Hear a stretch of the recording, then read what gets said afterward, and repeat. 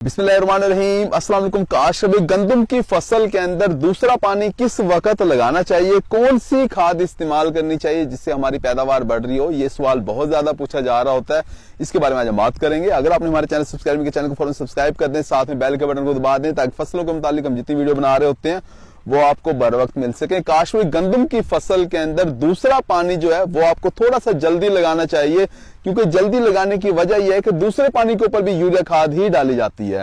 पहले पानी के ऊपर यूरिया खाद बहुत जरूरी है, क्योंकि पहले पानी के ऊपर यूरिया खाद हम इसलिए डाल रहे होते हैं, शुगुफे पौधा बना रहा होता है, यानी कि अपने बच्चे पैदा कर रहा होता है। जितनी ज्यादा आप यूरिया खाद का इस्तेमाल करते हैं उतने ज्यादा शुगुफे बनते हैं, उतने ही ज्यादा टिलर्स बनते हैं।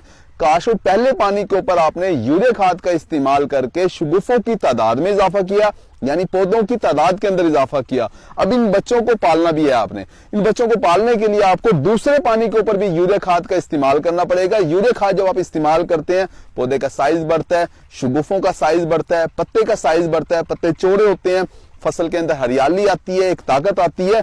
जड़ी बूटियों वाला हम स्प्रे कर चुके होते हैं, पहले पानी के बाद हम जड़ी बूटियों वाला स्प्रे भी कर चुके होते हैं। जड़ी बूटियों वाला स्प्रे हमेशा फसल के ऊपर स्ट्रेस दे रहा होता है। फसल आपकी थोड़ी सी पिलाहट के अंदर चली जाती है, या फसल आपकी थोड़ी सी रुक जाती है।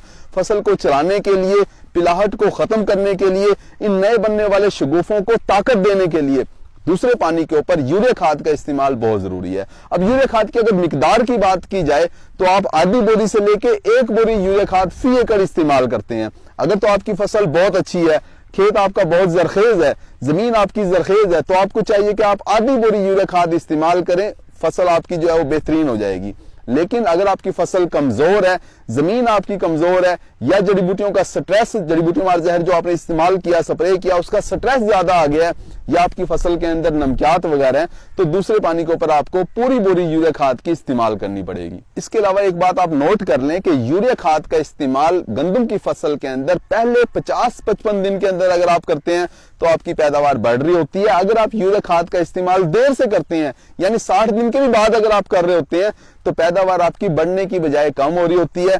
काशु पहले 50-55 दिन जो होते हैं, इसके अंदर फसल अपना कद बढ़ा रही होती है, पत्तों का साइज बढ़ा रही होती है, शुगुफों के अंदर ताकत आ रही होती है। उसके बाद जब आप यूरिया खाद का इस्तेमाल करते हैं तो फसल आपकी कच्ची हो जाती है, तना कच्चा रह जाता है, कद ज्यादा हो जाता है, फसल फिर आपकी बाद में गिर जाती है, लॉजिंग के मसाइल आ जाते हैं, आपकी फसल जो है वो 8-10 मन फी एकड़ पैदावार कम कर रही होती है। तो आपको चाहिए कि यूरिया खाद का इस्तेमाल पहले 50-55 दिन के अंदर मुकम्मल कर दें। इसके साथ हमारे दोस्त पूछ रहे होते हैं कि यूरिया खाद के साथ हम कौन सी खाद मजीद इस्तेमाल कर सकते हैं। देखिए, अगर आपने अभी तक जिंक का इस्तेमाल नहीं किया तो इस खाद के साथ आप दूसरी बोरी जो यूरिया खाद की आप इस्तेमाल कर रहे हैं, इसके साथ आप जिंक खाद इस्तेमाल कर सकते हैं। अगर आपने बोरान अभी तक इस्तेमाल नहीं की तो आप बोरान 1 किलोग्राम फी एकड़ के हिसाब से वो भी आप फ्लड कर सकते हैं। अगर आपकी जमीन बहुत पक्के वट की है, सख्त जमीन है आपकी, या नमकियात वाली जमीन है, तो आपको चाहिए कि फिर आप सल्फर इस्तेमाल करें। 2 किलोग्राम 80% वाला सल्फर जो होता है वो आप फ्लड कर दें और यूरिया का छटा कर दें।